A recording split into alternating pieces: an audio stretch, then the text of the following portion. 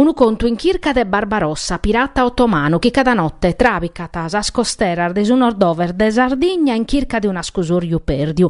In una Sardigna chi conosche su colare de su tempur, da esedade de meso a cussa moderna, sirvolicata dai tattari a portuturre, da esasinara su lumedu su conto novu de Dago, personaggio a fumetter naschiu in su 1980 des pinna des argentinu Robin Hood, e chi ana imprentare in battor puntadas in su settimanale lancio storia a cominciare dai suoi numeri sì una paia di erfachete. Pro questa avventura, in 48 pagine, sa trama la scritta uno sceneggiatore che cussoloccor lo sconosche bene, Gianluca Piredda, scrittore e sceneggiatore tattaresu, che è famau per in sos Stados Unidos o promore de personaggios che Airboy e Warrior Nun, supra so scalese Netflix ha fatto una serie.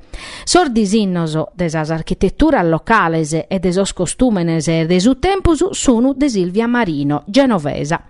Dago, chi in s'istoria sua ha trabicau tutto su Mediterraneo, a narre sa veridade torrata a Sardigna, ca un anno a Como esti stau su protagonista de un episodio in su centro-sud de s'isula. E custa est una torrada de primore imprentada in sa rivista de punta de s'editoriale Aurea, domo de imprenta de Dago. Un atteru riconoscimento pro sa professionalidade de Gianluca Piredda, che in questa storia affianca su gruppo e traballo argentinu pari schinatteros professionistas italianos.